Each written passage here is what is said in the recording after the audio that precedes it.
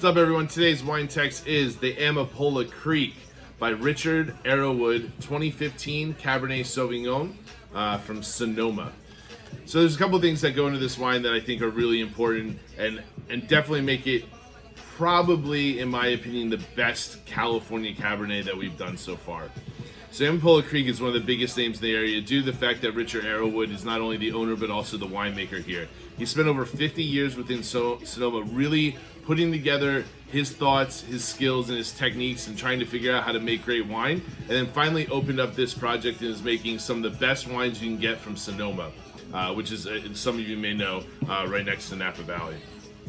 This is 100% unfiltered and unrefined, which means he keeps all the components kind of going within the winemaking, which adds a little bit more structure and a little bit more body. That being said, there is a little bit of sediment in this wine, so I do suggest maybe doing a slow decant to make sure it kind of separates from the wine. But you'll notice that the wine is much darker and a lot more of that kind of really heavy fruit forward profile, and like I said, extremely full-bodied.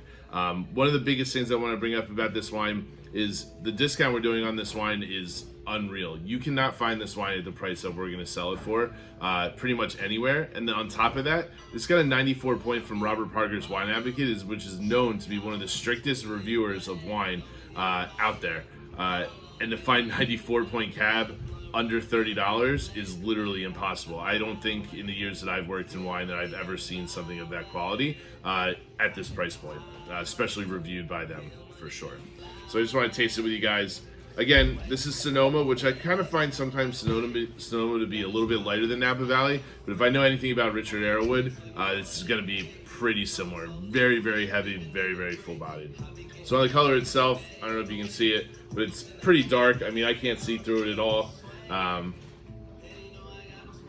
the nose, there's a ton of red fruit. There's also a decent amount of oak influence here. 2015 was a really great vintage, and I think it was very, very aggressive on the fruit, so the decent amount of time of oak kind of balances that out and gives it a little bit more of a structure push.